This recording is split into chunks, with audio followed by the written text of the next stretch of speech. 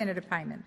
Thank you, President. My question is to the Minister representing the Minister for Employment and Workplace Relations, Senator Watt. Last year, it became a criminal offence to intentionally underpay workers. A review of these laws began in December and is expected to be completed in June. In the 15 months since wage theft was criminalised, a section of the Fair Work Ombudsman, with a team of 16.7 full-time equivalent workers, has been investigating allegations of wage theft. This team was allocated $49 million over 4 years, but it was revealed at estimates hearings in February that this team has not referred a single matter to the Federal Police or Commonwealth DPP. Minister, is it still the case that not one referral has been made? Thank you, Senator Payman. Minister Watt. Thanks, President, and thanks, Senator Payman, for the question. I will attempt to come back to you as soon as I can with any specific information on the number of referrals that have occurred to the police.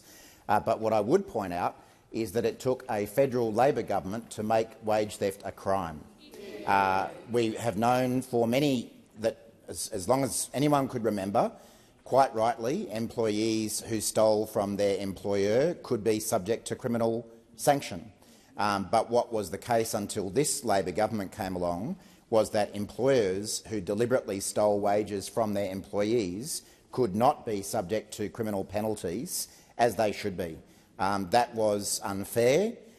It was double standards and different standards between employers and employees. So the Albanese Labor government is very proud of the fact that we did change the law to make sure that employers who deliberately steal wages of their employees can be subject to criminal punishments. It's also worth remembering that when we did that, when we passed those laws, they were not supported by all members of this chamber, because what I remember is that members of the Liberal Party, members of the National Party and, wait for it, the so-called Battlers Party One Nation voted against laws to make it a criminal offence for employers to steal wages from their employees. And Senator Bell might be smirking up there because, understandably, he wasn't a senator for New South Wales, is it? Is it New South Wales he's a senator for? Queensland. Or is it Queensland? A senator of New South Wales. Sorry, I forget which state you're from. Senator Bell may not have been here, but we remember that One Nation voted with the Liberals and Nationals, as they almost always do, to punish workers rather than to stand up for them, and you will never get that from a Labor government. Thank you, Senator Watt. Senator Payman, first supplementary. Thank you, President. Well, Minister, between 2020 and 2025, $1.76 billion worth of wages stolen from workers has been paid back. In tertiary education, as well as sectors like retail and hospitality, wage theft remains rife. Workers in these sectors are often casually employed and have limited job security. So besides criminalising wage theft, what else is the government doing to ensure that these workers are being paid what they have earned? Thank you, Senator Payman. Minister Watt.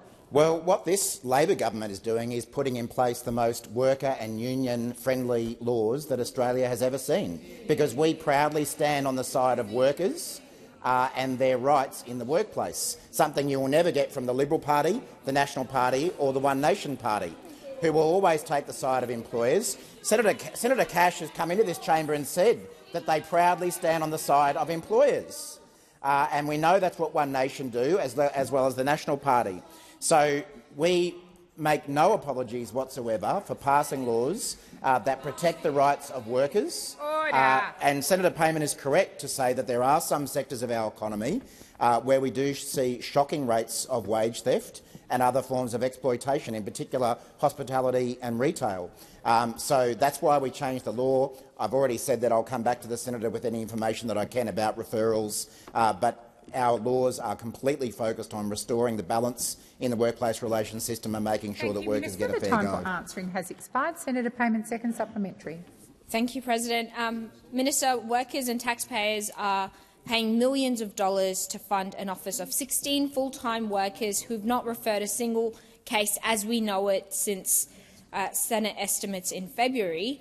Not a single case of wage theft to police, while workers are losing millions more in wage theft that goes unpunished.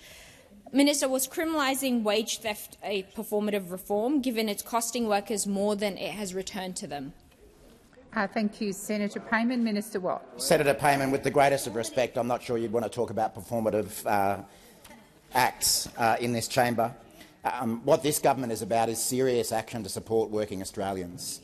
It's again why we've passed laws to not only tackle wage theft and criminalise wage theft by employers, but we've also actively supported increases to the minimum wage for the lowest paid Australians, something the former government never did. It's why we've introduced the same job, same pay laws, something that again One Nation opposed, along with their friends in the Liberal and the National Party. This government, a Labor government, will always proudly stand up for the rights of working Australians, and that will never